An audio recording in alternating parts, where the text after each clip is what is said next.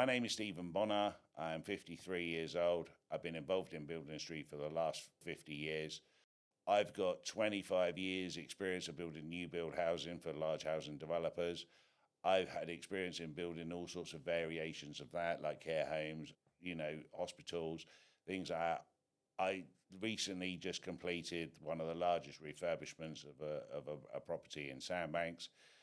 And I've got to be honest with you, that nearly killed me. Let me tell you my story and I can explain what I mean by that. 50 years in the building industry. How does that add up to a 53-year-old? Yeah, that's probably the first bit that needs explaining. So my dad has always been good with his hands, as naturally sort of that type of guy. We were building an extension on our very first home, on my mum and dad's very first home. I was young, 3 years old. My dad was doing the footings. He was digging the footings out and putting the concrete in. I somehow managed to put my welly boots on, climbed down the ladder, and was stood in the concrete footing, apparently up to about my waist. So it must have been fairly deep. I don't know how tall I was at 3 years old. But my dad turned around. I was stood right behind him because I was looking like I wanted to help. And he instantly just picked me up, put me out of the footing, lifted me up onto, obviously, the ground above. My welly boots are still in that footing to this day, as far as I know, if that house still stands. What made you get into building? When was your first introduction to building? Through my dad. We used to live down in Surrey, and we moved to Bournemouth. My mum and dad sort of owned a guest house. When the guest house was closed in the winter, my dad used to go to work on the building sites. He would either be helping people, building extensions, decorating. My dad was always kind of good at everything. And he kind of drew me in because I think as an early age, because I was quite big for my age and stuff, I was drawn into it very early on. I sort of came from a strict background, but I came from a background I was expected to do stuff.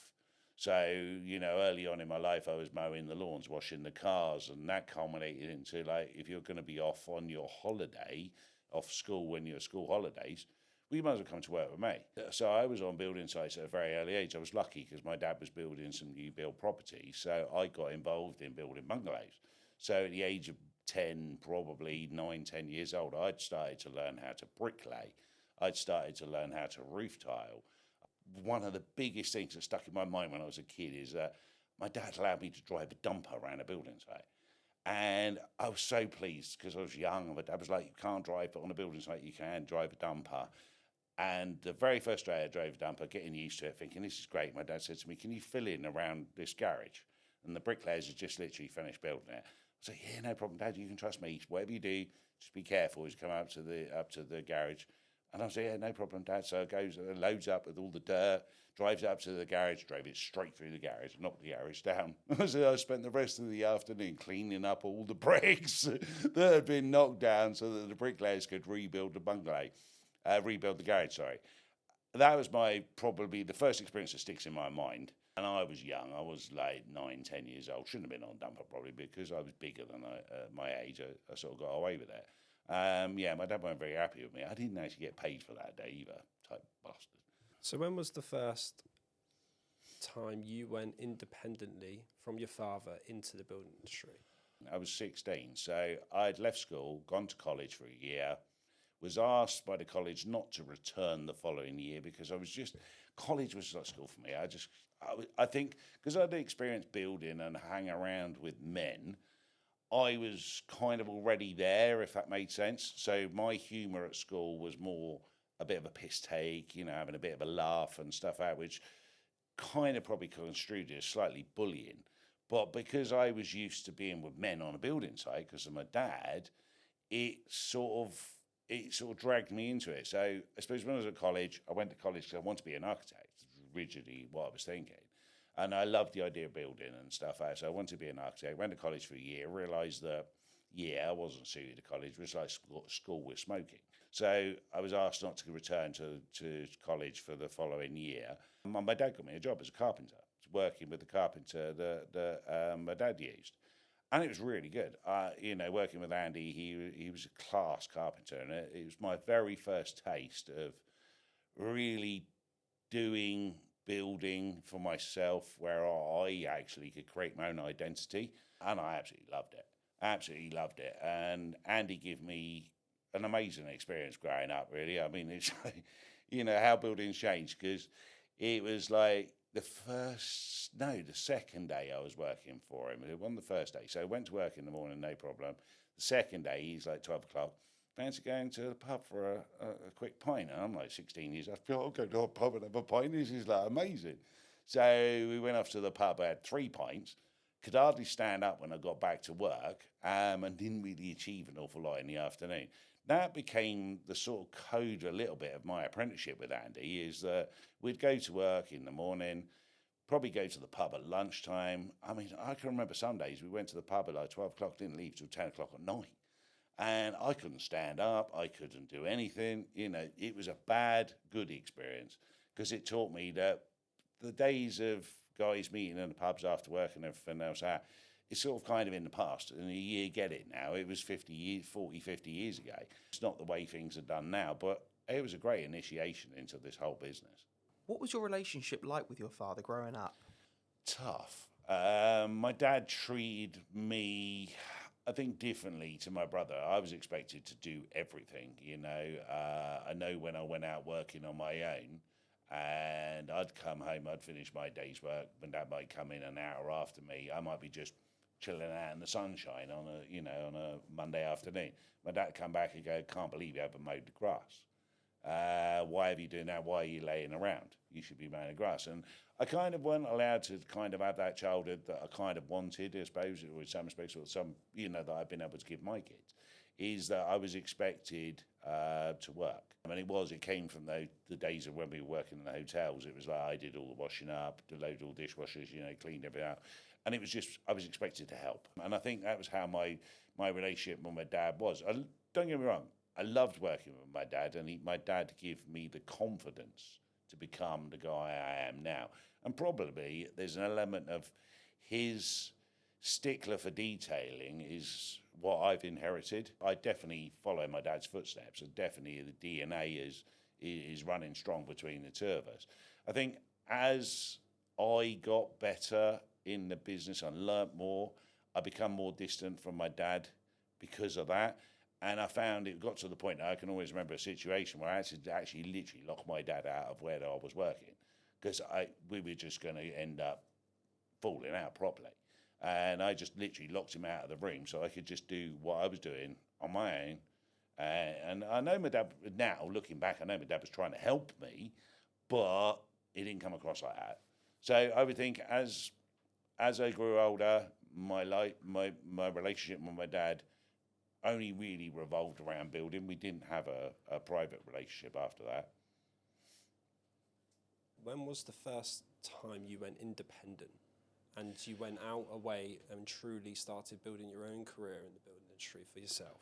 I was 19 when I first kind of went out on my own. I'd worked for Andy for 3 years. I kind of had enough of the antics, really. I think the drinking and Andy not necessarily being reliable at work, so it forced me to go out on my own. And my very first job, funny enough, was working for Gail's ex-boss in a hotel.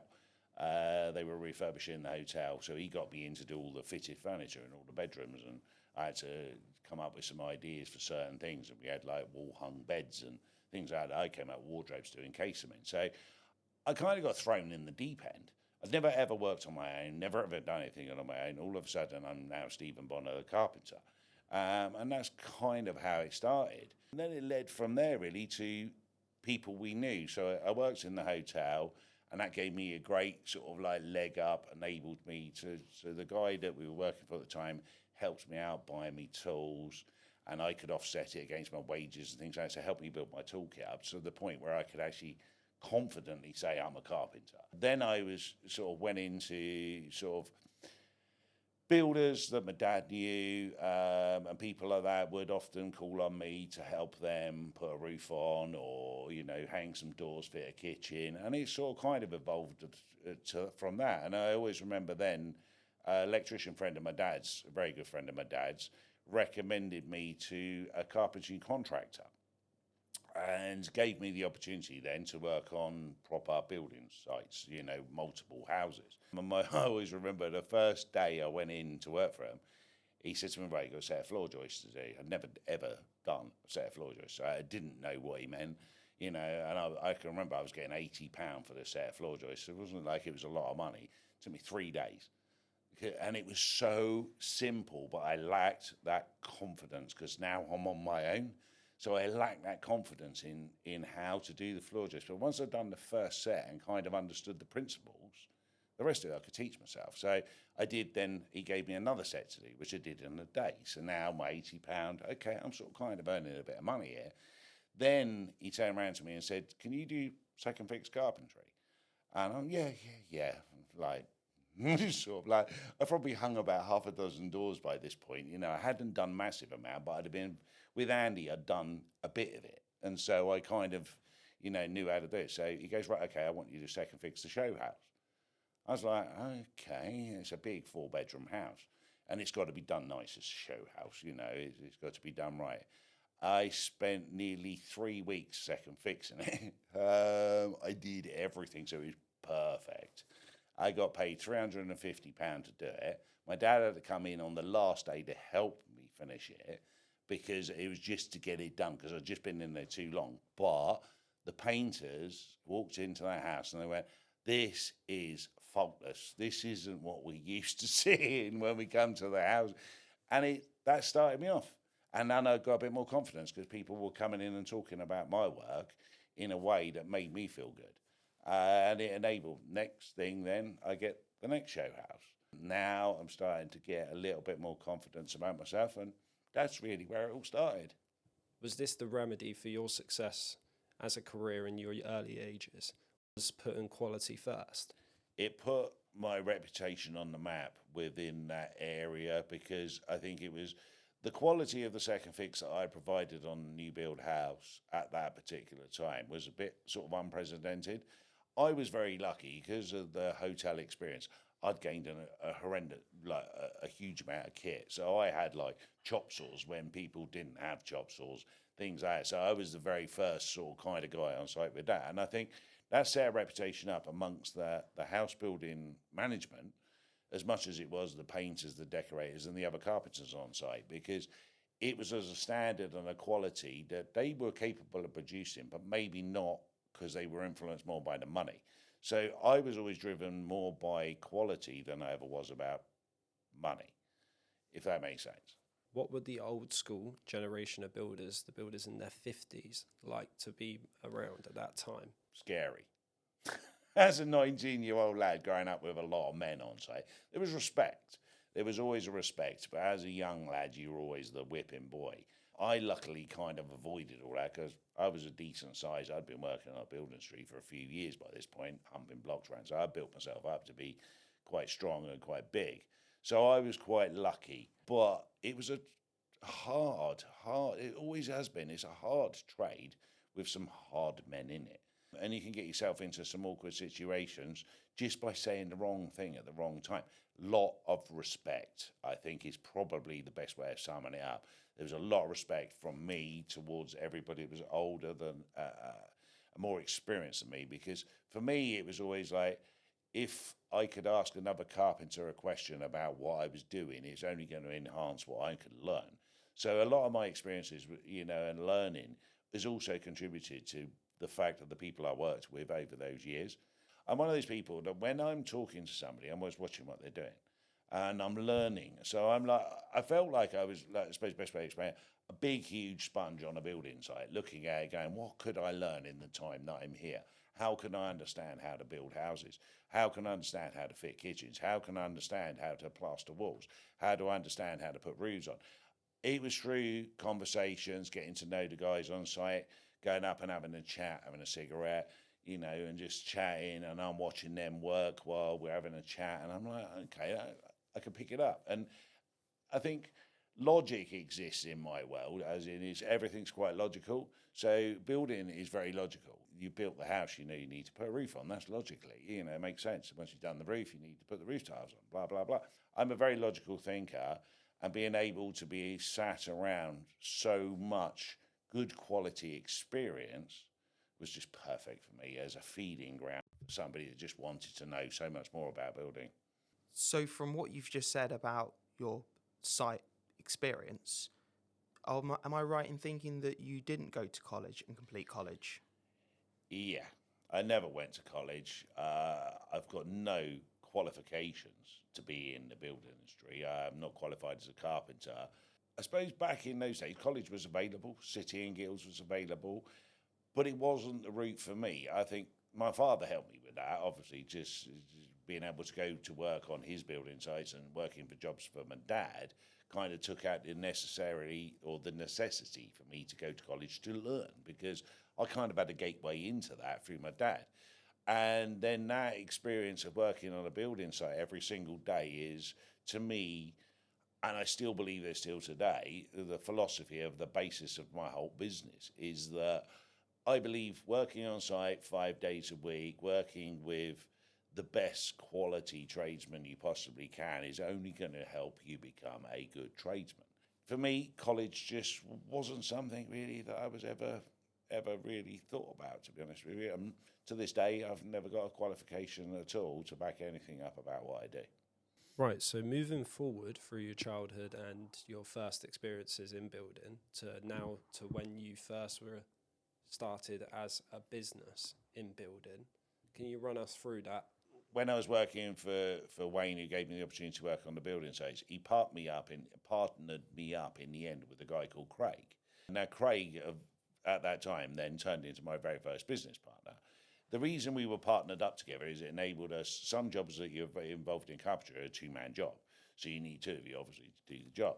So Craig was a natural-born partner for me. He was very similar age to me. In actual fact, I think he was the same age as me. And we kind of got on really well. And we were given the opportunity by his dad to set up our own company, to then become our own carpentry contractor, because his dad was in control of the company that we were doing the building work for.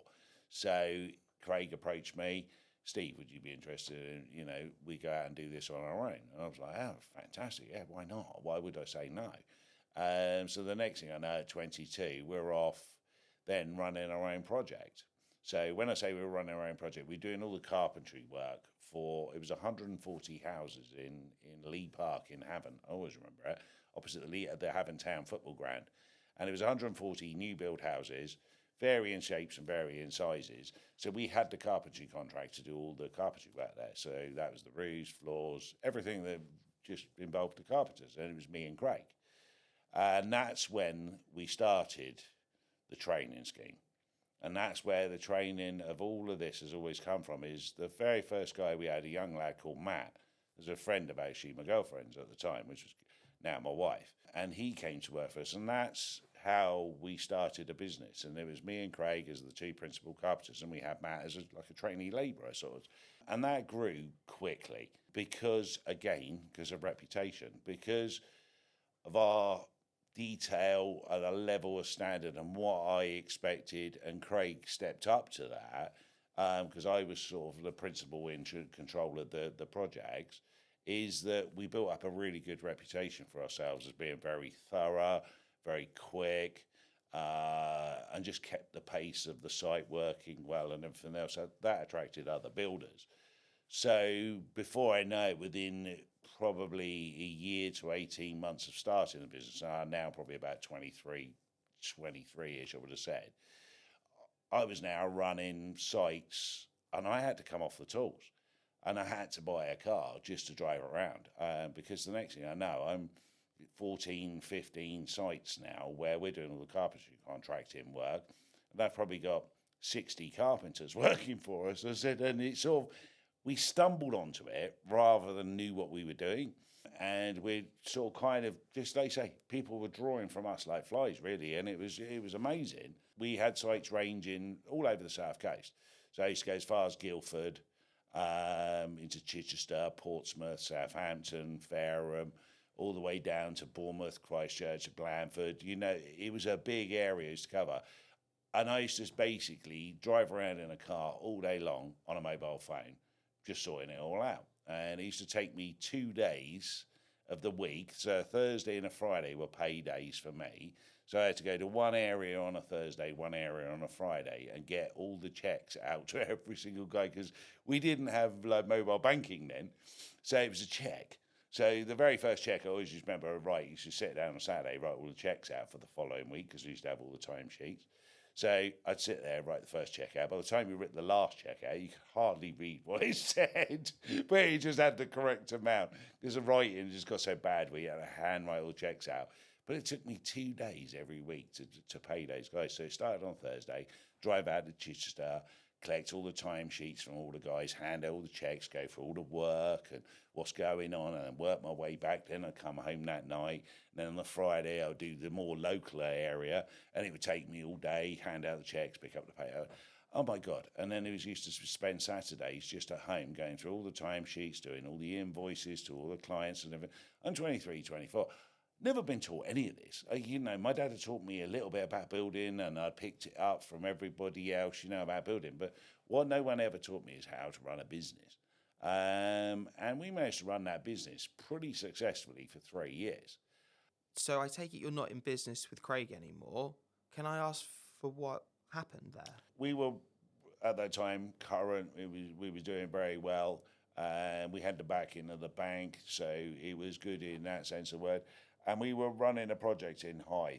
And I always remember I got a phone call from the QS, the quantity surveyor that run that job. And he asked if he could take me out to lunch. So I was like, yeah, fantastic.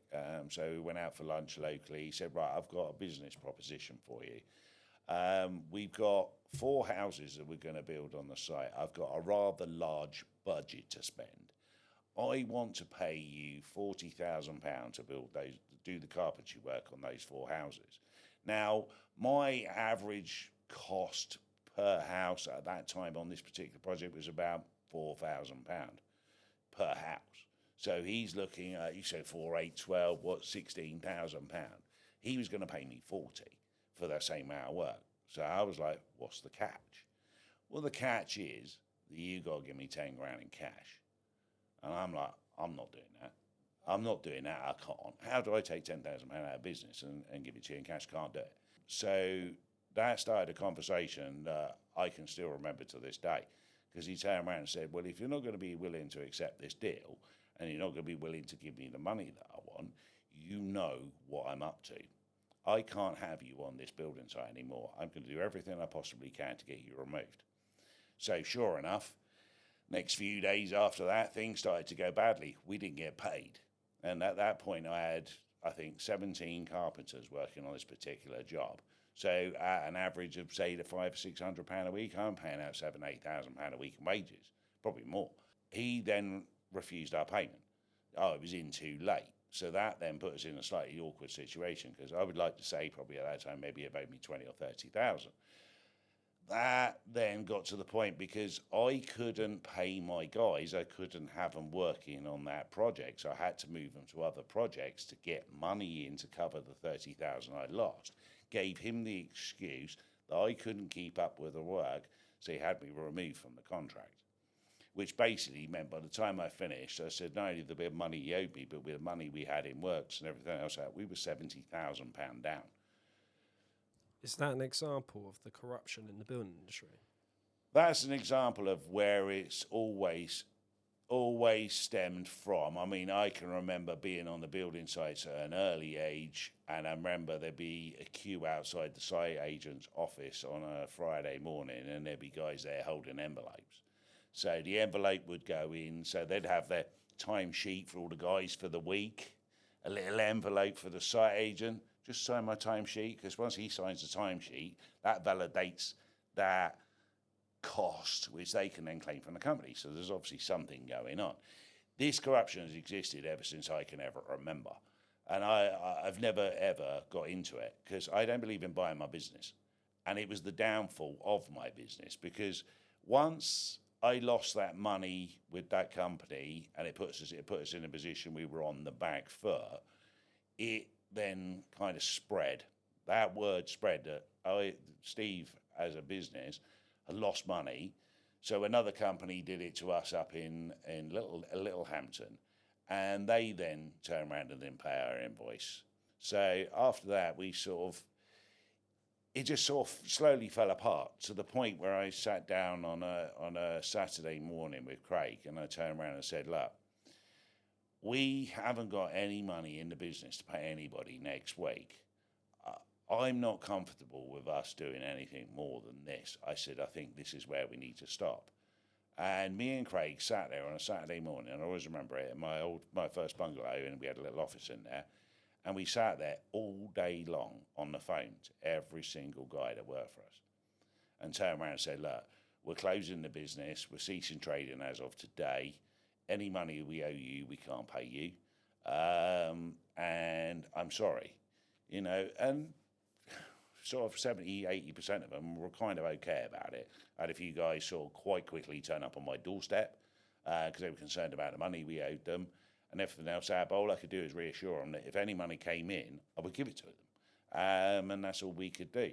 And that was the downfall of my very first business. Hardest thing I've ever done.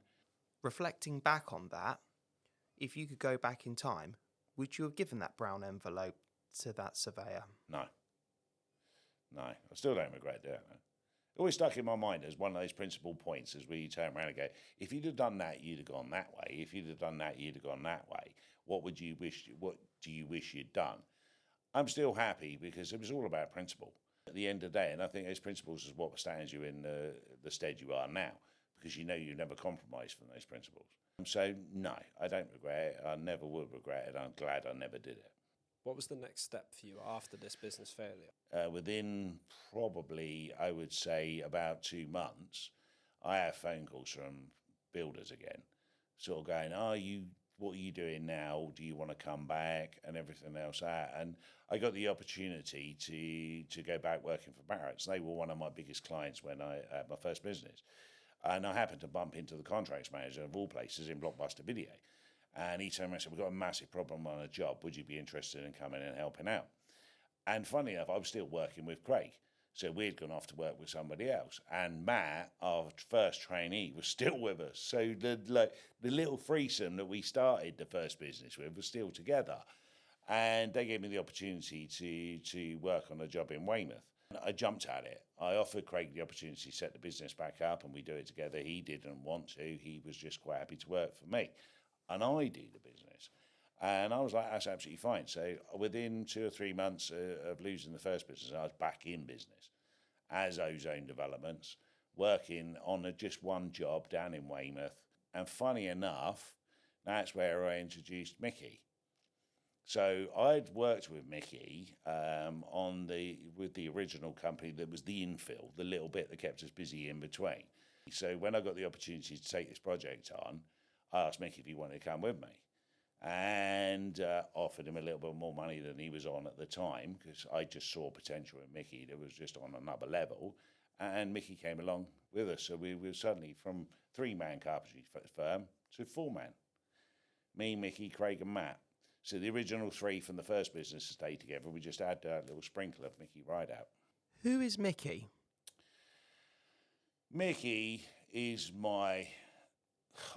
not my first, but he's definitely my best by a country mile. I mean, when I say best, as in trainee. But Mickey started working with me when he was 15, and we're still working together now, some 27 years later. How have you guys made that possible? Respect. I always respected Mickey. He was just a very confident, young 15-year-old lad. And he just had an ability. I gave him a saw and a hammer and put it in his hand. He just looked like a carpenter. Is Mickey a qualified chippy? No. Qualified through experience, not qualified through college, no. He hasn't got the same as me, not one qualification to his name. But yeah, probably the best builder I think I've ever seen. You can go learn 3 years in college on how to be a carpenter or spend 3 years on a building site learning how to be a carpenter. You ain't got to be a rocket scientist to work out which is going to be the best for you.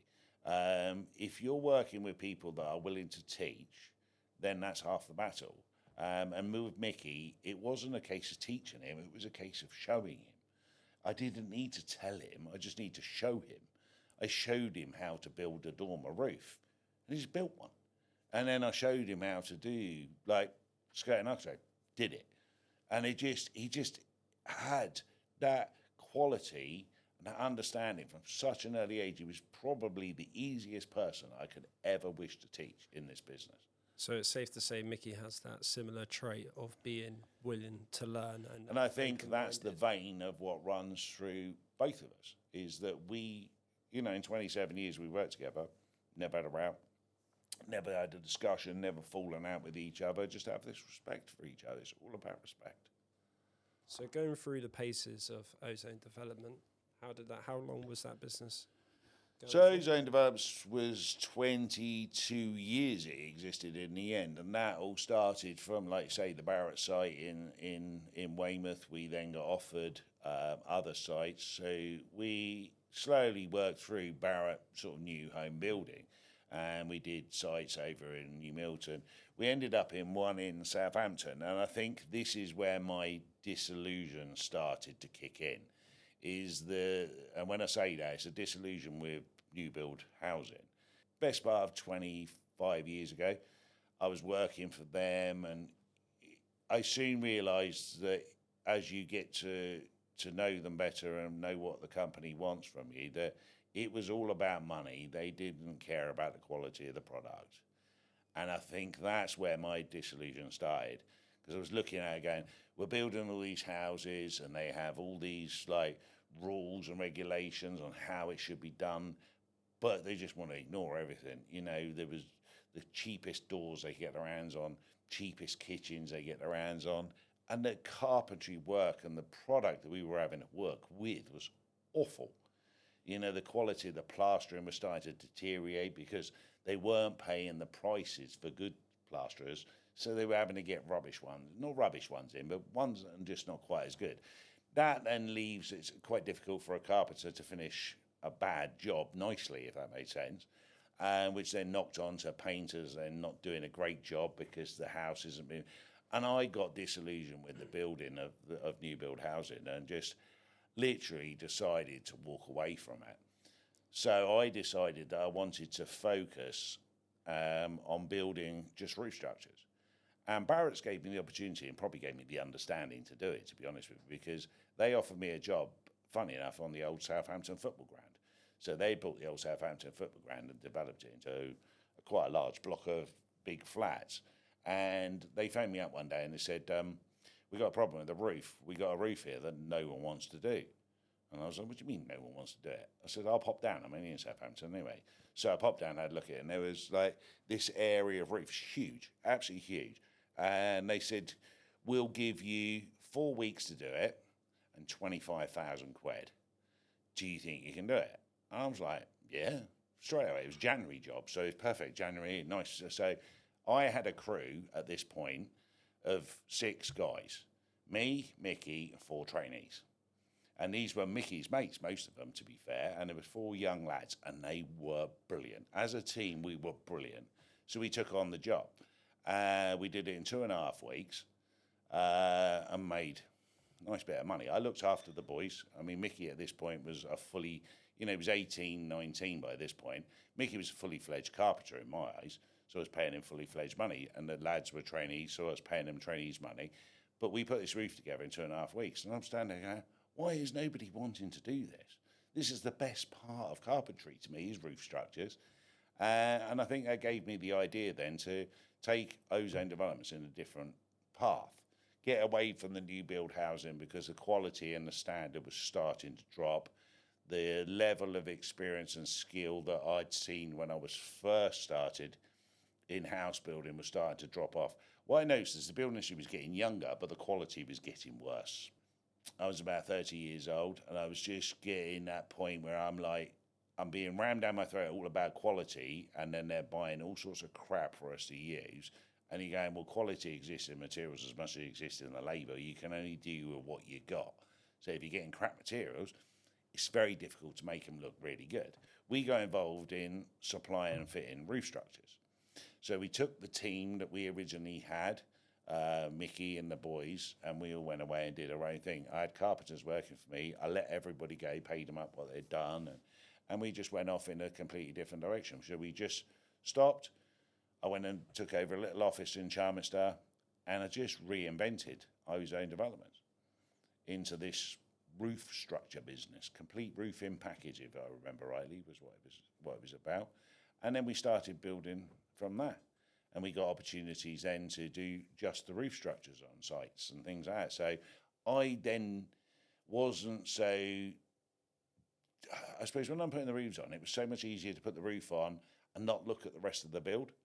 So I wasn't then, it wasn't feeding that frustration I had for the quality of the build, because I'm only putting the roofs on now. So I've sort of kind of taken myself out of that equation a little bit. Safe to say your responsibility became less when you Yes, switched and I think, to a more specific and I think role. the onus on me to try and produce high quality build at that point was not so difficult when you're doing roof structures. So we'd always do roof structures as well, and we got known for it. I mean, Mickey especially, because as the business got a bit busier and sort of as I entered in sort of mid-30s, I had to kind of take a bit more of a back seat. So Mickey then took the front runner. I remember taking him to a job in Exeter, and we were building a student accommodation block down there for Exeter University. Huge roof, unbelievable detail in it.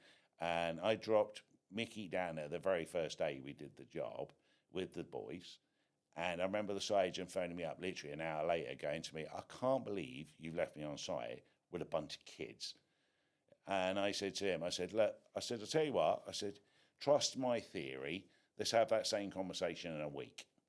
And I went down to see him the following week. I said, so how are my kids getting on site? And he went, these guys are unbelievable. He said, I have never, ever seen a crew work like this before. He said, unbelievable. He said, work top standard. He said, quick, efficient, nice, genius. There's a lot of hand work in building. So you don't have to necessarily, you don't want to employ a carpenter to carry around timber. You want to employ a young lad to carry around timber, because that the young lad's then developing his skill and his knowledge, and it's almost cost effective as well. But it's about teaching, and I think that's where it all started. When I really look back at it now, where this whole thing started, with all the training and offering the opportunities out to younger people. How many apprentices do you think you've trained? In excess, I would say probably 300-400. Got to be. I mean, some have had, I've had some that have had 2 hours of experience. We had one guy, he literally started working for us 8 o'clock, says, all right, if I pop off for a sandwich at 10 o'clock, we'll never come back. The way I look at it is you can't teach everybody everything about building, but you can give them some experience of building. And I think that's all I've been able to try and do through these times, is that if I've had somebody on site, I generally want them to learn. But I find then you find out after 2 months, 2 days, 2 hours, that they don't want to do it, or they're not suited to it, or they're not suited to you and everything. The building industry is a very harsh place, very harsh. And I'm a harsh taskmaster because I want things done right. But I will teach you how to do it properly. So to sum it up, yeah, probably 300 or 400, I suppose. What happened to ozone? Same thing. It's like life kind of threw that same curveball at me. It's like exactly the same thing that happened with my first business, which was Urban Carpentry. That this company didn't pay us some money. We got into the same position again. We took on a large project. It was the largest hand-built timber frame project in the south at the time. So we were asked to build a block of flats on top of an existing building in a lightweight construction. So I designed this building. So it had 35 flats in it, and I designed the building to go on top of this original building and the roof structure. And we got on with the job, fantastic. We were pumping so much materials on the site because you're building that amount, it was big. And the company didn't pay me at the end of the job and ended up paying me just over £250,000. I should never have allowed it to happen. They missed a payment, and at that point I should have just kind of been a bit harder with them. But I look back at it now and think, but they'd always paid me. So I didn't have any cause for concern as such. And it was the large principal part of the job was the roof structure. So we put all the roof on, finished everything, and then I didn't get paid. The company actually went bust. So the company they were working for didn't pay them. And now later I found out the reason they didn't pay them is because they owed them so much money. They knew they would go bust, which means they wouldn't have to pay them, and it would save them £1.5 million. So, and then they took over the project themselves and carried it on themselves. Obviously, I didn't want to work for them. So that started the demise of Ozone Developments. Losing that amount of money on a project just crucified the business. During your business of Ozone Developments, you also ventured into other businesses, and it was the beginning of Space Age. So could you run us through what Space Age is and the story to that? Yeah. So after I'd set up the roofing side of Ozone Developments, that's it, we're going off with doing roofing. We used to buy lots of bases and soffits. So my supplier was Space Age. So I was putting in an order one day. I was talking to the manager there, and the manager turned around to me and said, "Have you heard the news? Space Age is closing next week." I was like, "What?" I said, "So what are you guys doing?" He says, "I know, we're all out of a job." And I was like, "Come and see me." I said, "I might have an idea." Because in my head, I'm thinking to do a lot of roofs, a lot of fascias and stuff. It'd be quite handy if I could supply myself. I could make money out of my own business. So that's kind of what I did. I sat down with the manager, went through it, and we came up with the idea of kind of stealing Space Age. So I registered a company. It was originally called Space Age Plastics Limited. I registered a company called Space Age PVC Limited. But what I had when I had the manager is I had their order book. So I had all their contacts, all the details for all the people they supplied to, plus all the suppliers. So I kind of had a ready-made business in my hand. So the next thing I know, I'm running Space Age. So from the offices that we had in Charminster, I took over the shop next door, turned that into like a little industrial unit, so I could store all the stuff in, because plastic's bloody awkward, it's 5 meters long. And I built an extension on a bag so I could store all the stuff in there. So that was the start of Space Age. We sort of survived over there for about a year and slowly built the business up, which I was quite pleased about. But by having Space Age, took my focus away from Ozone Developments. So I had Mickey out on site, smashing out the roofs and doing what he was doing, which was great. But because I was being drawn away now through Space Age, it was starting to take me away from what I should have been doing with Ozone, which is building, really. And I became a shop owner. And it was, and we had Space Age and Ozone work together sort of for 15 years. And we had a good time at the start. But I did adopt the staff that I had from the original Space Age. And I could probably see some reasons of why they wanted to close the business. Now all of a sudden I'm running a shop and a building company. And it was just too much. And it went on for 15 years. And I think when Ozone Developments took that hit, I looked to Space Age to hold Ozone Developments up in the financial sense of the word. So I sort of like Space Age, because we were doing quite well with Space Age, and everything selling fascias, soffits, guttering, plastic roofs, cladding, all that sort of stuff. So it was going quite well. And then that market started to get busier. So when Space Age first set up down in Poole, when we moved it to the industrial unit, we were pretty much one of 2 or 3 in the area. So business was good, we had a lot of attraction, and we were turning over good money. But then over the years, other people started to venture into it. So before you knew it, there was 7 or 8 different companies doing it. And that kind of killed it. That was when the best days of Space Age were over. But I'd kind of tried to use Space Age to prop Ozone up, because I didn't want to lose that business. And I didn't want to be out of building. And I certainly didn't just want to be running a shop. And I think because I did that, that was the biggest mistake I made, really, was ever venturing into doing Space Age. And then I made an even bigger mistake by using Space Age to hold up Ozone. I should have, in some respects, just allowed Ozone to have fallen by the wayside and then carried on just working in Space Age. And I could have reinvented through Space Age the building if I wanted. One thing to note with Space Age is you implemented similar tactics that you did in building, putting the quality first, Yes. making certain you actually supplied the best PVC fascia and Yeah. soffits, not a cheaper mass-produced product. Yeah, we always used to use the better stuff, the better quality, better guttering, the better fascia soffit supplies and everything like that. Because, again, it's all about reputation, isn't it? If you're going to do something, do it well. Otherwise, don't bother. And I suppose that existed in my business. So my acumen, as in understanding what the business should do, as in sell, was perfect. my business understanding of the financial side of it was stupid. The next thing is the one thing that always sacrifices in business, in my sense of the word, is the HMRC. And then one Christmas, I remember I got a winding up order for ozone developments from the tax man because I hadn't paid the tax bill. And I didn't have the money. I couldn't take any more from Space Age. I was going to kill that business, and because I'd lost this £250,000, I was in a hole. So I had the first winding up order turn up. I didn't know what a winding up order was. I'd never experienced it before. Couldn't really get any advice because I think I got it about 2 days before the business closed for Christmas. So it was like I had nowhere to go with it. So I like sat on this all over Christmas, just putting a face on it. Didn't tell Gail, kept it all to myself really. And then went back in the new year and sort of kind of fathomed out what I had to do.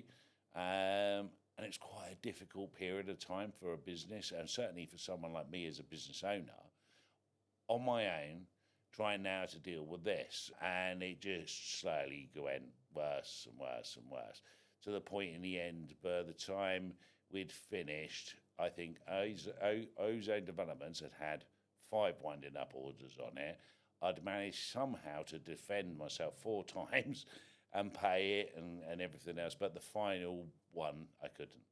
I just couldn't do it in the end. It was the interest of everything that I'd originally had to hit me for another £75,000. I just didn't have it. When I walked away from those 2 businesses, I probably was around about £350,000 in debt. I thought I was going to lose my house. I thought I was going to lose everything. What age were you when you were experiencing this, and how long have Ozone and Space Age been operational? I mean, Ozone ran for 22 years. Space Age ran for about 17 years. And I suppose it was, to be honest with you, probably about the last 4 years of those businesses combined at the end that I went through this. So it went through over a massive period of time, rather than it just being like a year or something like that. I managed to, indirectly, stupidly enough, managed to drag it out over 3 or 4 years. But the stress and the worry and the trying to maintain everything that I did, unbelievable. I don't know how I did it, but we did. We had to. So the next step for you after these 2 businesses closing, what were you thinking, and what was the next step? I remember it. It was Christmas 5 years ago. Was when I walked away from it, or I had to. Just my insanity, I think. If I hadn't, I'd end up in some mental institution somewhere looking after me all the time. But now I got to the point where I literally just told all the staff what was happening, got in my car and drove away because I couldn't handle being there. I just couldn't handle it. I said I couldn't handle shutting the place down. I couldn't cope. Did you maintain the motivation to keep going through that 4 years of constant battle, like getting up every day, having that motivation to keep moving Honestly, forward? when I look back at it now, I don't know. But I think when you're in it, it's very hard to just get out of it. You can't just give up. That's just not, it's certainly, well, you can, but it's not in my nature. Do you know what I always thought I'd get out of it? I thought that was the thing. I thought I'd always going to get out of this somehow, because you're just a very positive thinker, I think. And that sort of probably comes from the confidence of the builder as such in myself, is that I've got no fear of anything I build, so I've got no fear of anything I do. I had a bar in the back garden, as you guys know, and we had turned that from a bar into like a proper, outbuilding. It was a tiki bar. Tiki bar. Over all the years, the big screen tellies and all that sort of stuff. So it became my sanctuary. And I think if I didn't have that, and I didn't have the friendship circle I had with people around me at that time, and just not so much encouraging me, but just understanding me, then I probably wouldn't have got through it. I probably wouldn't have. How long was it after the closing of them businesses did you have a stroke? 6 months later, it was the first stroke. Closed the business in December, January, the businesses were gone. I had my first stroke in June, and I was 48. And they all turned around to me and went to the doctors. Well, I remember it because it was COVID. It was even worse. So we had COVID going on, and I'd had a stroke. So had the ambulance come out to see me. They thought I was okay. I went to see the doctor locally, and he did some checks on me and said, I'm not happy with something about you.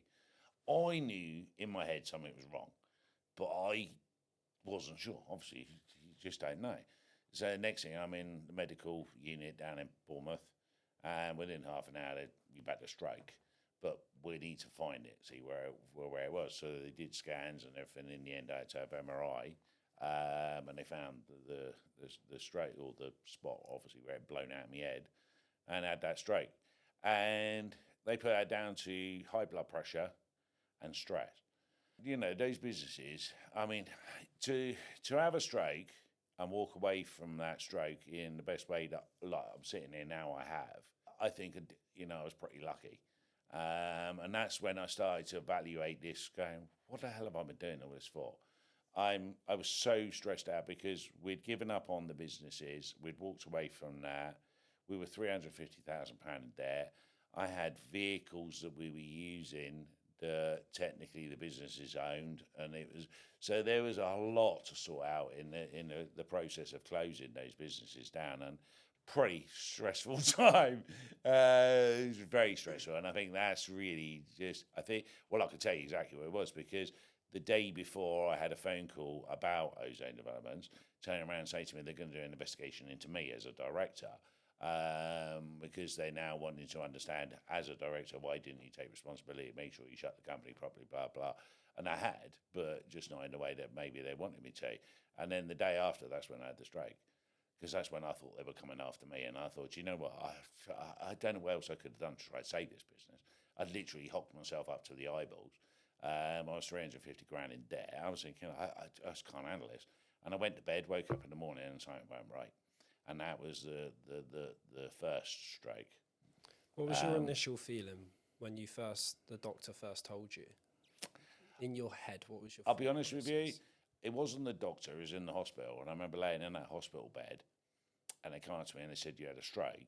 And I nearly just literally bawled my eyes out. And this gets me upset now when I start thinking about it. But all I was thinking about is my family, like just making sure you guys are all right. And if anything had happened to me that bad, that I couldn't be there to get you out of this, that I couldn't handle. Just to put it into perspective for other people, the family, in a sense. Yeah, when I say my family, my wife and my two kids, my son Brad, my daughter Casey, and my wife Gail. I mean, me and Gail, we met when I was 18, she was 19. I tell you what, I've always said it's one of those stories that I knew of Gail knew of me, but we'd never met each other. So I'd gone out with Gail's friend, and one of my friends had tried to go out with Gail. So because one of my friends was trying with Gail, I wasn't interested in Gail, because it's like my friends, you know, and I was going out with this other girl, and it was only sort of like kissing, really. And I used to see her in a club and stuff out. So I never met Gail. We went to an engagement party. I'm walking across the dance floor, a beer in my hand, and this girl bumps into me. She knocks a beer out of my hand. And I sort of turn around and I went, and then this little girl stood there, Gail, you know, 5 foot tall, like the blonde hair. And I was like, wow, you're pretty cute, actually. She went, oh, I'm really sorry about that. Let me go buy you a drink. And we went to the bar and had a drink, and that was it. And it was literally love at first sight. And I sit here now. I've been with Gail now 35 years, and we've been married 24. And I love her still today as much as I do then. Do you wish that you had tried harder for her friend, or are you happy with the decision that you made? No, I'm definitely happy with the decision I made. I wouldn't have my two kids now if I didn't, but I like your thinking. There was somebody I know.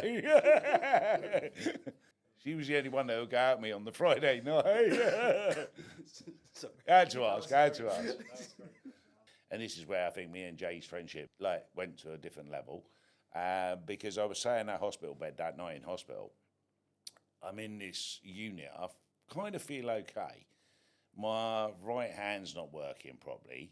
My left leg is not working properly. So when I'm trying to walk, I'm dragging my leg.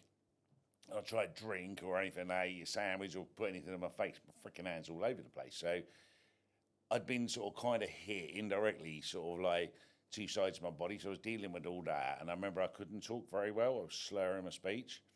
And I was sat in the hospital bed. They wouldn't let Gail come and stay with me because of COVID. So Gail actually went home, had a few friends around, and they were all in the fucking bar. So they were celebrating while I was in hospital. I remember sitting in the hospital, it was about 8:30, something like that, and I was there on my own, and it was lonely, and I found you, didn't I? And I found you, and you were in the bath with Jen. That is absolutely true as I sit here. I needed someone to cheer me up. I just needed someone that I knew that would make me feel better, and I found you.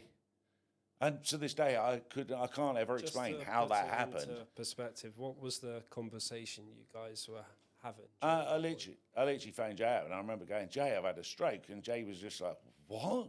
I mean, we were mates, but not to the level that he would have been my first port of call as a once we've had a stroke. It's just not really the sort of thing but I did. I don't know why I did, but I just needed to feel better, and he made me feel better. It made me feel like it was okay, and I would be all right. I don't know why. I don't know how. I don't know what we said. I don't know whatever, but whatever happened, I felt better after that conversation. Jay, what was your reaction? If my timing's correct, I think we had just lost my wife's father to a stroke. So it was really big for us. And the fact that a very close friend of mine was going through the exact same thing, but was there. And I remember at that point thinking, this guy is built differently. To be able to be there, to push on, to call me, to say, this situation's happened, I thought, he's going to get there. He is going to get to the next step. And he will be okay. That's how I felt. Moving on to the next step. Not how I felt. After the demise of ozone and space age, obviously we needed an income. So I sat down and talked to Brad, my son, who was 18 at the time, just come back from travelling. Sat down and talked to him and said, look, this is the situation. We've got nothing. We've got no business, but we've got some potential clients. I said, but I need a building company to start. So Brad goes, I'll start it. So Brad, 18, was like, all of a sudden, right, I'm starting my own business. And it was like, okay, so that was hence the reason the company Iconic Projects was born. Brad's idea, and we had a few customers that we could take from the ozone developments that wanted work doing, and we took that over, and Brad took control of it through Iconic Projects. In between all that, Brad's then got to deal with me having a strike and still running the company. But the greatest advantage we had is we had Mickey. Because we had Mickey, we had someone that were going to look after the projects. And it helped so much, and Mickey helped me so much through that time without him even knowing he was helping me, because I could do it, but I couldn't do it very well, so it was hard to talk. It was hard for me to get my speech out, really slow down what I said and really think about it. And I think anybody that's experienced a stroke or any nature of that type of brain injury, it's very difficult to recover from. So it takes time, and that's a personal battle that you got to deal with on your own. So I had the stroke in the June, and I was offered an opportunity in the August to meet somebody. And this is through the fact of the business and what we've been doing. It orchestrated a meeting.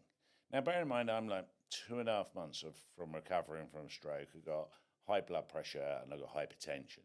So I have issues sometimes with controlling my body. So if I can feel if I'm getting overexcited, if I get an adrenaline rush or something like that, it starts to make me shake. So, and I generally flow on a bit of adrenaline. So it's weird. It's just a side effect of the stroke. But I got the opportunity to meet somebody that wanted to refurbish a house in Sandbanks. And so I went to the initial meeting. We had a great time. We just went out and had a few drinks and just got chatting and stuff like that. Then he invited me to the house. So I had to go meet him in his house, which was an experience that I'll always remember. I knew he was a wealthy man, but I didn't realise where he lived.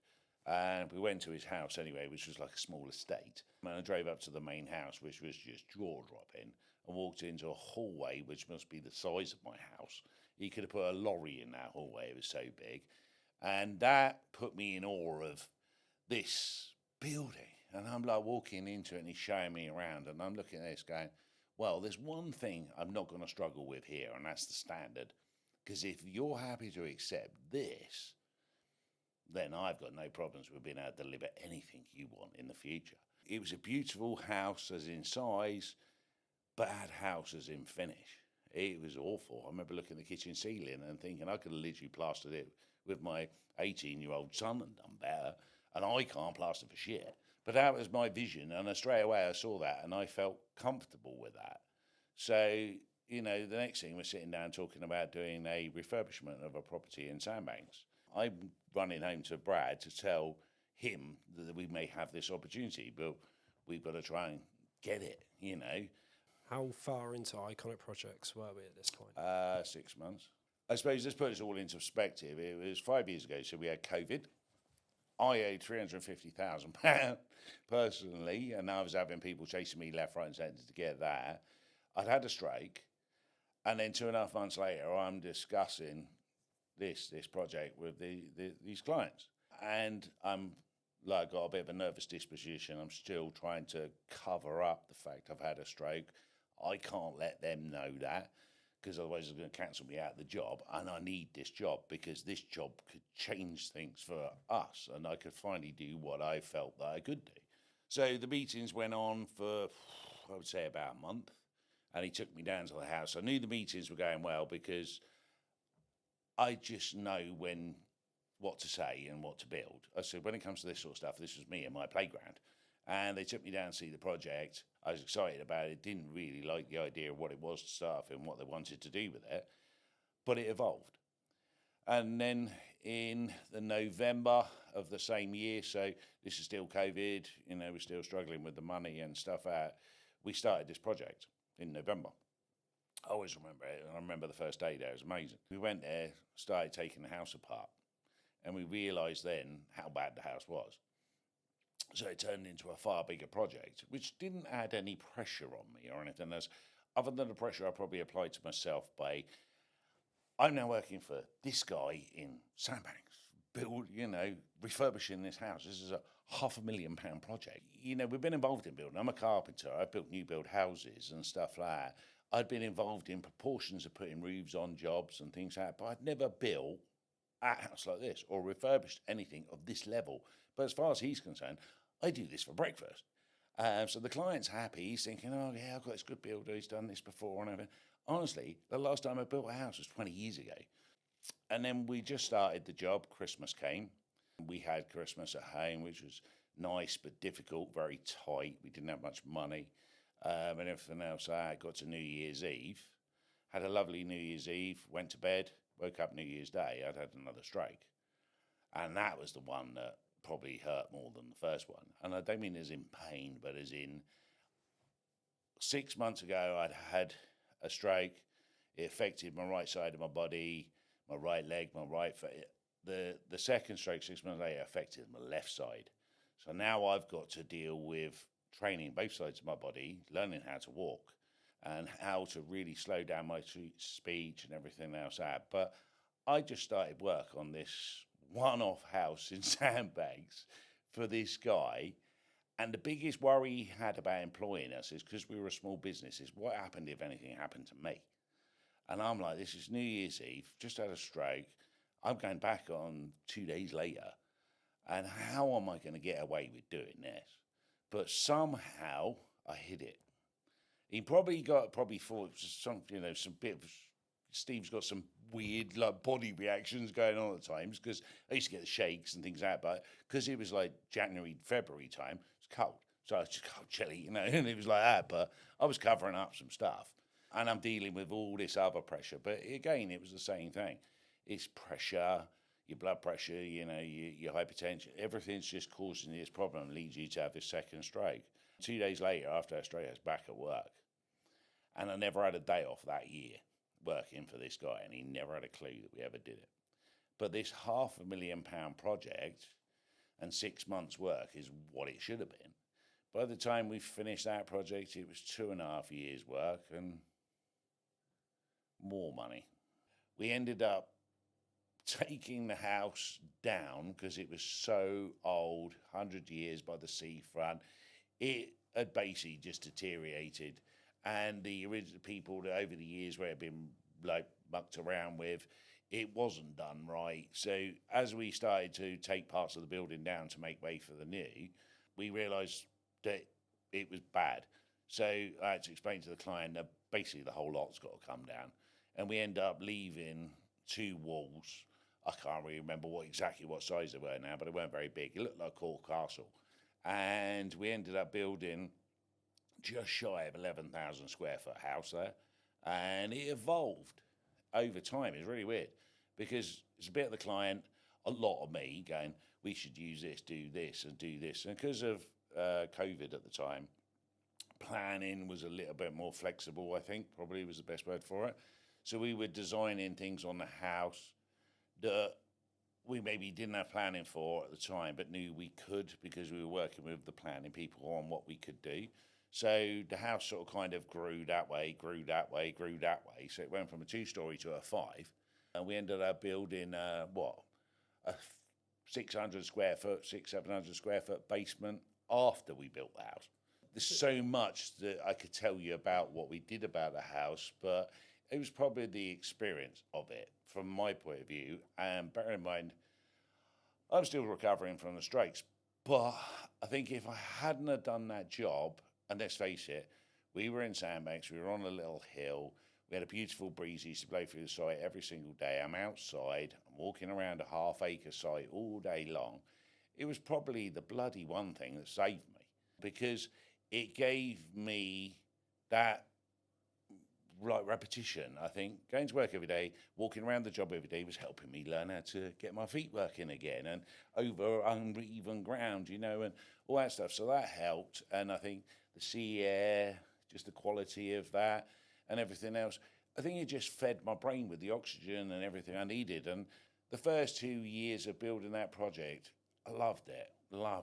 To be given an open checkbook for a house, probably not my client's original thoughts, but how it ended up when we were talking about things, adding things and doing this. He was not stupid enough to know there wasn't a cost that went involved with it, but was happy to kind of buy into it. So we ended up designing this epic house. I mean, it's epic. Did you take a lot of the things from Ozone for like your subcontractors and trades? You ensured such a high quality? I wanted the best. And I've always believed this. So is like, whenever I priced a project up for anybody, you're always governed by the price, and generally they always pick the cheapest. That's whether you're a contractor, whether you're a private client, whether you're anybody. I don't ever govern the business like that. I think it comes to, I want the best. So, the people I took to the job at Sandbanks was like my plasterers I used on Ozone, my electricians I used on Ozone, because they were well versed to what we wanted, and they knew us and they knew the guys. We all worked together very well. And then I just added people as I needed people, like the bricklayers, the guys that have been bricklaying for me for probably 15, 20 years. But the bulk of what built Sandbanks project was trainees. So it's safe to say as well, the knock-on effect of you being employed to run that project to the local economy was very substantial. Yeah, I mean, we went, we were buying a lot of materials and a lot of product. So the way I always look at it, and I'm a firm believer in this, small family business is what we are. I'm going to try and pump as much money as I can into other small family local businesses. So it would be like, if we want concrete, I'm not going to buy it from a national supplier. I'm going to buy it from a family-run business. If I want bricks and blocks, I'm going to buy it from a family-run business rather than a national supplier. One is I'll get a better deal. Two, because of the situation we were in with the client there, we were able to make sure that we paid for everything up front, so we had no accounts. So I wanted to pump as much money as I possibly could into the local economy and local business. Massive believer in local business and supporting each other. Having been established in local business in this area for 25 years, I understand how important it is for business to support business and for local businesses to support each other. Because if we do that, you can grow a far better local economy. And it's just what we should be doing. Getting away from all these freaking national people that just don't care. Local business, local friendly, local family business will look after each other. Talking about family business, what was it like to work with your son on such a big project? Well, he stumbled onto it. I think it's quite funny really, because Brad's initiation to building was, I've just been travelling and come back and I go, hey son, do you fancy setting up a building company? Yeah, or I'll do that because I want to help the family. Knowing that technically I would run it. I then had a stroke, which made it slightly more difficult, and probably pushed Brad more into the forefront of the business a little bit. Then all of a sudden we rocked up on this £500,000 job in Sandbanks, and I said to Brad, I said, because of his ability with cameras and stuff, I said, come in and film it. I said, it'd be great to do the before and afters. So Brad came in to film it, wasn't interested in being a builder, didn't want anything to do with it. He used to go help the boys out occasionally, but just didn't want to do anything. He wasn't interested in it at all. Went inside, took the video of the thing, and the next thing I know, sort of Brad hasn't come out. And I'm sort of, what's Brad up to? He's always inside helping one of the boys knock a wall down. I was like, all right. And then it was the next day he was coming into work, and I noticed like his clothes were slightly getting, so where he'd gone in quite smart on the first day, his clothes were starting to deteriorate, as in he was digging the back of his wardrobe out rather than the front of his wardrobe out. And he just, next thing I know, he's like sucked into it. And then he's sitting there and talking to me. He goes, Dad, I want to buy like some tools. And I was like, just buy some, I want to, want my own hammer and things like that. I said, Brad, just do what you want to do. Through his business, he bought his tools and things like that. And the next thing I know, he's on site every day. He's got a van, he's got tools for a guy that didn't want to be a builder. He just didn't want to be a builder. But I was thinking it's Brad's concept of what a builder is and then the reality of what a builder is. And I think once Brad had seen the reality of it, he was like, oh, I love this. And he literally like a dog with two legs. It's being a creator. The end of the day, from my perspective, looking as a builder now, it's the best thing I've ever done. Yeah, like being a part of the building industry is truly a ground, puts you into real life perspective of life. And it's just like watching you develop over the time on that site, from working with Mickey every day, and that was the greatest thing. He's really, when I look back at it now, he's like, Mickey worked with me. Mickey learned how to come into this business with me. Now then, Brad turns up in the business, works with Mickey every day. So now Mickey's now teaching Brad how to come into the business and how that generation rolls. So that's like 3 generations then, isn't it, with Mickey and Brad and me. And it's just, it's lovely that that's how it went. And Mickey's named Brad since he was a kid, obviously, because I've known Mickey longer than Brad's been alive. So Mickey knew me before Brad, and I think it was just lovely as well for Mickey to be able to do that, to pass his knowledge down into Brad, who indirectly, not by just luck of didn't want to be a builder and just turns up on site, is like a sponge. And I've always said this, I said, no matter what Brad applies himself to, if he loves doing it, he will be very good at it. And building, natural born.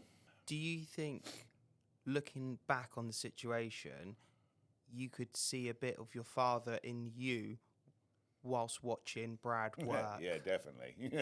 I definitely think that's the Bonner DNA. I could see like what it was like with me and my dad, and I wanted to make sure that wasn't like it with me and Brad. So I didn't want our lives to become work, and that's what I was concerned about, because it became in the end that all me and Dad could talk about was work, and we had nothing else. And I didn't want that for Brad, and I didn't want that for my son. I think I probably learned a lot from my dad, which enabled me to probably teach Brad and be with Brad better. And that's, I think, why we have such a good relationship now. I think it's because of everything we built together. And we've done it. So from the day that Brad started this business to the day we sit here now, he's always had a voice. And he's always been able to give his point of view. And he's always been able to take control of this business if that's what he's had to do. And I love the fact that I've been able to give him that opportunity, if I was honest with you. And thank you for the opportunity, really. Yeah, but I think going back to the house in Sandbanks, I think, there's something that probably does need to be said about it, is that when we built that, we only had planning drawings, and we generally had planning drawings. Well, the start of it, we had the sort of footprint, and then it sort of grew on the side and out the back and everything else. Now, I built that on my own in some respects with my team. I was the site agent, client liaison officer, QS. I was a quantity surveyor, projects manager. I was doing everything. Buy-in, so I buy all the products as well, and everything else. So when we did that job, we had no architectural drawings for the job at all. We had no idea about electrics, plumbing, where everything was going to go, how it was going to be finished, the specification. We had nothing. Myself working alongside the clients, came up with everything. I came up with more than they did, obviously, because I had to build it every day. But that house, I don't think there's too many other people that could have done what I did, because they'd want drawings, they'd want intentions. And I said, and the client works with me there every single day to work out the best way to build it, the layout of the inside. I then engineered the building to make sure that we had flexibility so that we could move things around and change things if we wanted to. And thank God I did, because that's what we did do. We added terraces to the house that we hadn't thought about at the start.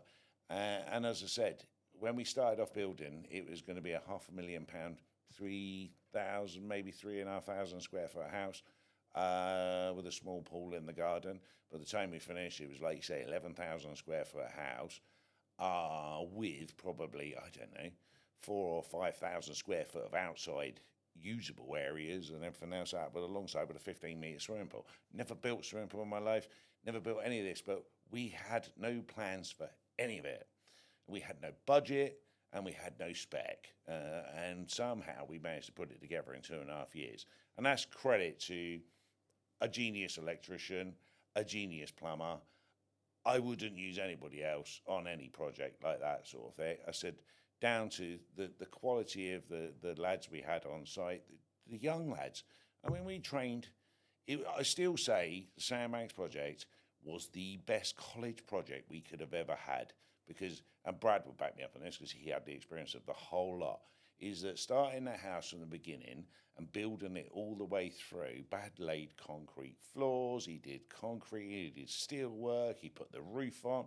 Up until the point of us putting the roof on the house, there was 2 skilled tradesmen on site, which were the 2 carpenters that worked for me, Mickey and Luke, and there was John and Steve, the 2 bricklayers, and me. And everybody else was trainees. And we had 8 or 9 trainees labouring, driving dumpers, learning how to drive diggers. We trained them how to drive diggers. We trained them how to do everything. And we built that house until we roof tiled it with just that team. Best education I could have given any young lad coming into this industry. They've all moved on now to other things apart from Brad and Mickey, of course, and Barry. Everybody else has moved on to other projects, but they must have, and I know that they turn around and go, it's probably the pinnacle of what you'll ever build. Looking to put it into a way that somebody who doesn't understand nearly 11,000 square foot home, what would have been the cost of the windows for that house? The windows alone, I think, were about 130 grand. I mean, put it in the concept. They spent £150,000 on a kitchen. It was your £100,000 patio doors, and it's just immense. I mean, you're talking about spending from £500,000 to millions. I'm not going to go into that too much because I want to respect my client's privacy, but I'm sure they're not going to be worried about me talking about the project because I did it. So they're not going to take that away from me, but I'm not going to go into the divulge of what they spent and stuff out. But let's just say you can spend an awful lot of money. So on the sideline to this project, there was another project we were doing for them clients as well. Do you want to talk about that? It was a so I think, when we were doing the project Sandbanks, because it was originally planned to be a 6-month project, they were hoping to move in 6 months. They came apparent probably within about 2 months that wasn't going to happen. So they picked up another place in Branksome Park and phoned me up one day, said, can you meet me down at this house? I was like, yeah, no problem. Pulled up the house and went, oh my God, this is so ugly. It's an ugly house. It's got no character. It's just ugly, and I hate ugly houses. So I walked in. I went, oh Jesus! And walked around. He goes, right, we're going to buy this, and I want you to refurbish it, and I need it done in a month. So you got 30 days to get it done. And all I want to do at that point is just take the kitchen out, put a new kitchen in, retile the floors, just check all the electrics. I want to put in some new bathrooms and stuff and everything. So it's 4 bedrooms, 4 bathrooms. I'm like, yeah, okay, I can handle this, in fact, and redecorate it. So, yeah, no problem. So the day we start, it's gone from just a bit of redecoration, a couple of bathrooms, actually, we're going to refurbish it. But you still got to do it in 30 days. So bearing in mind, I'm still building the place down on Sandbanks at this point as well. So I've got that to deal with. So I'm at the point now where I'm putting the roof on. And I'm like, wow, okay. So I had to get in. I must have had... If I can stop you there, I can tell you exactly how many were on that new project you were on, because I bought everyone a cup of coffee. You did, so yes. On that one particular refurb that you had 30 days to do it in, you had 28 members on the job. Wow. I didn't realise there was that many. I don't know how I managed to fit them all in the house. What makes me laugh is that by the time we finished it, we'd refurbished the whole house, added an extension, built a gymnasium, built a utility room, built an outdoor bar area, put a hot tub in, completely landscaped the gardens, completely reladled the driveway, and kind of rebuilt the whole thing, didn't we? We turned what I would say was probably the ugliest house in Branksome Park into a very pretty house. I liked it, and I think it was good on my eye. We changed the layouts of rooms, we changed the direction in which you faced things. It was just... and I know my client subsequently sold it once they moved into the big house some time later, and I know they made a tidy profit out of that. And that's, that was the first taste of my client getting an experience of what I do. Taking something ugly, turning it into something pretty, making sure my client invests the right amount of money and spends it in the right places so that they can increase the value enough to get the right reward back. And my client doubled his money. So I know I'm in a good situation with what happened there. Where's your mental health at this particular point in time? I was getting back to being me a bit more again. With the outside air, the walking around every day. I still had nervous twitches and things like that. I still had a few little bouts of that and stuff like that, but I felt like I was getting into a much better place. I felt good because, my confidence had gone up because I'm now building these houses. I felt like I was doing what I should have been doing 20 years ago. And I never thought I'd be given that opportunity. And then I was. And the next thing you know, I'm building 2 projects in Sandbanks. I'm a bit of a, I'm a builder now, and I can be taken seriously for what I'm doing. And I'm pumping as much money as I can into local business and local guys to help them out and help their businesses out. And I know, a lot of people gain from what we did there. And I know that because I've had conversations with them since, going, when are we going to do it again? And I said, who knows? It's the future, isn't it? You don't know what's in front of you. So, moving away from the Sandbanks project, what was the next step for this company? I don't know. We were kind of lost. We walked away from that project, not kind of expecting to finish the way it did, unfortunately. I think we were going to go do another project, and then there was some personal issues with the family, and that sort of detracted them away from that project. So kind of left us with nothing. We'd now been working for these 2 private clients for the best part of 3 years. And all of a sudden we got nothing. Of course, we'd been turning all business away because we're working on these houses and we just couldn't take our eye off the job. We started on this. So again, I looked at it from a twofold sort of idea really, is that 1, I want it to be a project so that we can do for ourselves, but 2, I also want it to be a bit of a training program as well for young lads. So how can I gel those 2 things together? And typical probably me, as I think most of the time you got all this, I'm always busy thinking about something else as well. Why I can't just focus on one thing? So rather than just focus on building this, I decided to focus on building it and try and make a documentary building it so that we could show people, 1, what we do, and 2, why we believe so much in trainees and how the trainees, Brad, Mickey, there, Barry, Ash, you're all examples of this business and what it can do for people. And, Brad now at 23, capable builder, built all of this. It's insane, really, but that come from his quality of training. So, and his ability as a person to do that. And this is a showroom to note. You Yeah. can come around and view at any point if you're interested Wow. in the business. If I let you. So sitting in a project that your son has took lead on, are you still confident that site work is more advantageous than sitting in a classroom learning about the building industry? Oh, 100%. I think Brad's the proof in the pudding. We have a young lad working for us now, Luke. Done his college course, done his 2 years carpentry course, now sitting his third year advanced carpentry course. Now, he came to us and I was like, brilliant. This lad's got a bit of carpentry about him and everything else.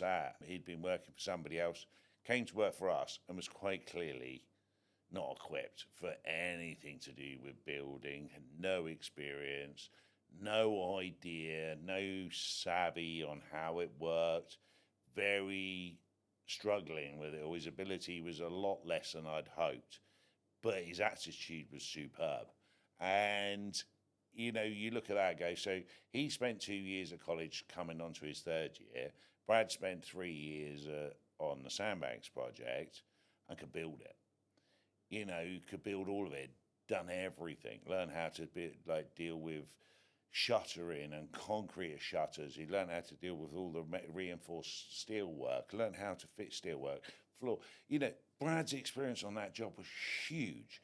And I don't even think my clients appreciated what they'd done for local people by building that house.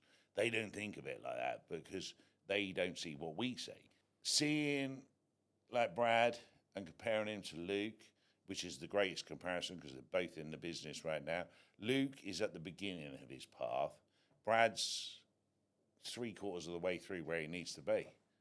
So Brad at 23, doing that multi-million pound build, accounting for everything Yeah, and working the build. yeah.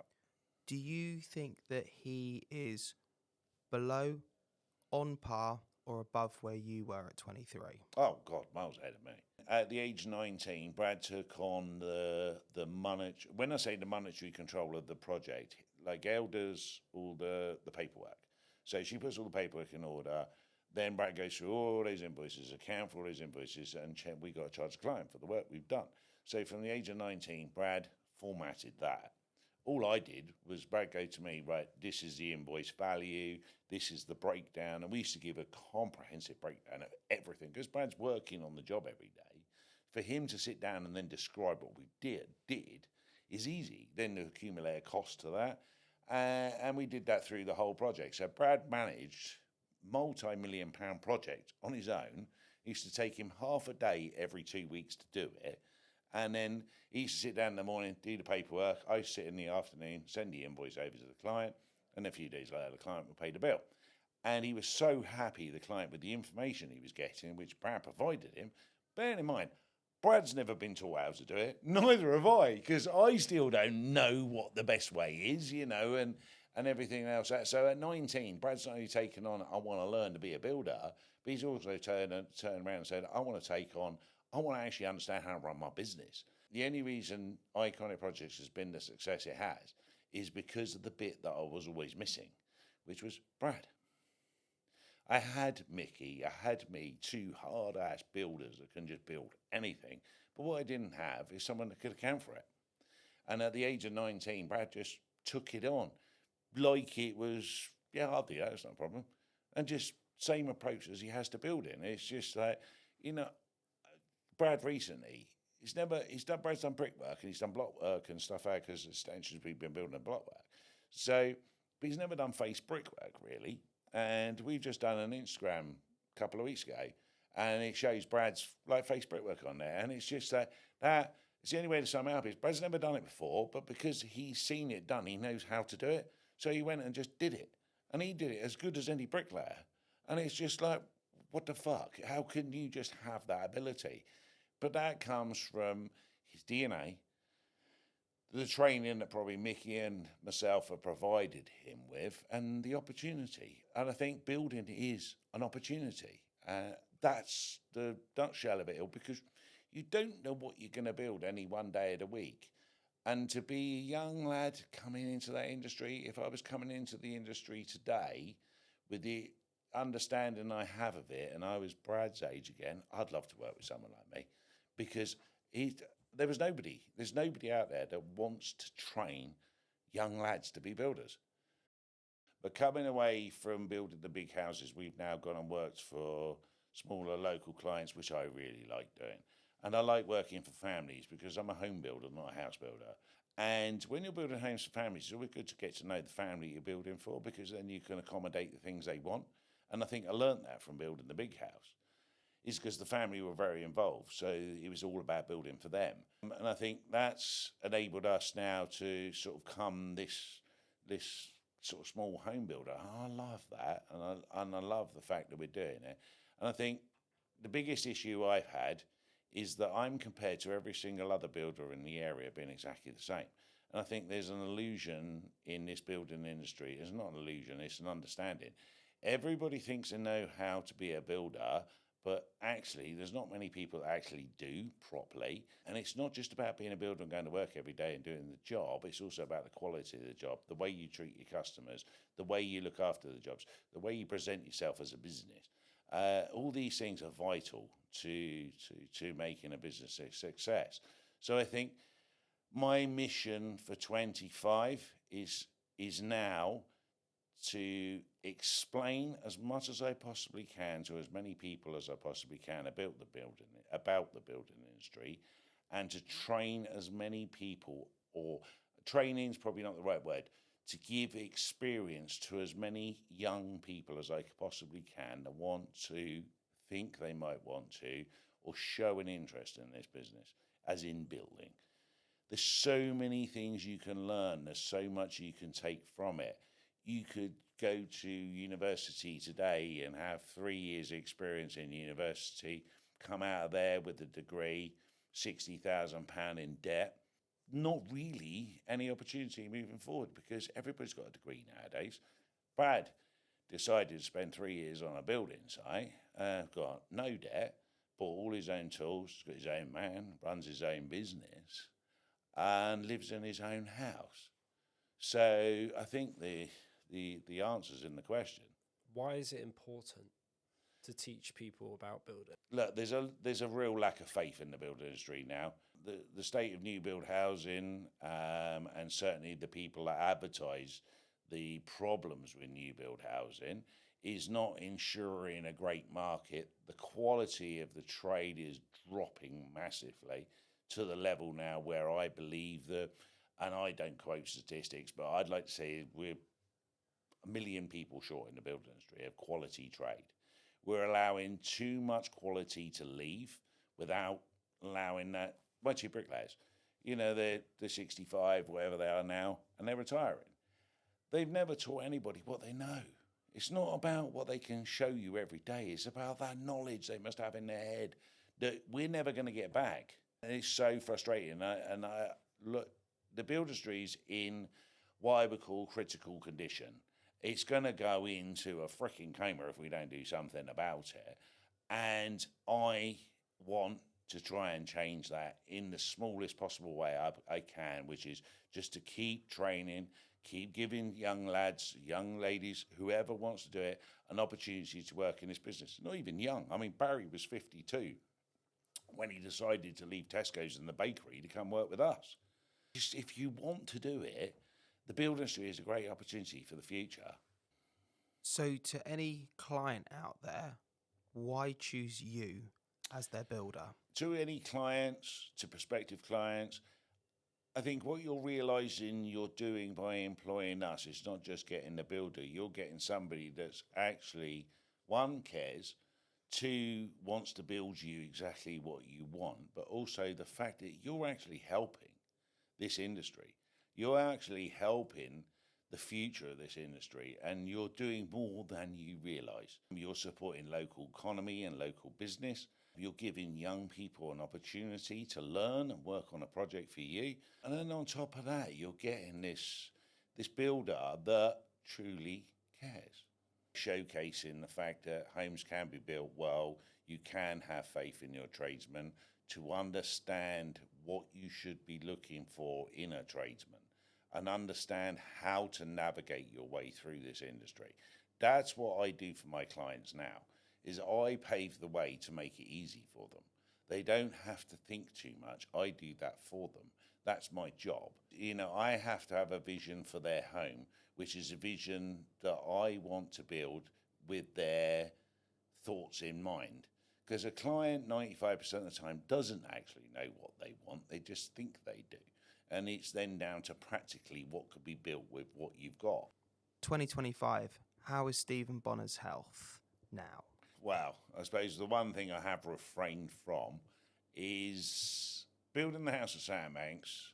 By the time I finished it, and I had to get to the point in the end where someone had to draw the line under it, it nearly killed me. I won't go into too many details about what I mean, but I died. Somehow, I'm still sitting here after 2 strokes and whatever that was. But that's when I realised it's not the stress levels, it's not the build, it's nothing like that. It's what people can do to people. And I find that really quite sad, is that some people can be like that to other people without realising the implications of what you're doing.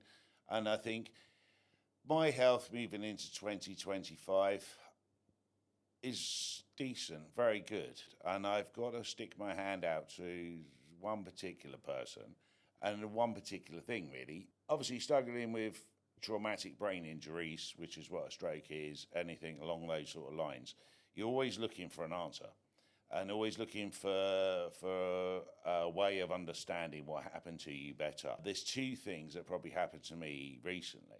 One is I've listened and watched a story.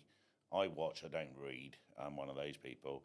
But I watched a story about a guy's military life, and traumatic brain injuries come up, but everything comes up in it. And it's helped me understand what I've been through, because I've suffered strokes. I've had PTSD. I know I have now from what's happened to me in the past and how that's led into my future. It's affected my wife badly because she takes it as personally as I do. And I've realised the effects it's had on my family and everything else. But I said I'm grateful for 2 things. One, understanding this military story and how helped me understand my life better. And the second thing was oxygen therapy. It's been the best thing for me for my health moving forward. Hyperbaric oxygen therapy is one of the best things for traumatic brain injury.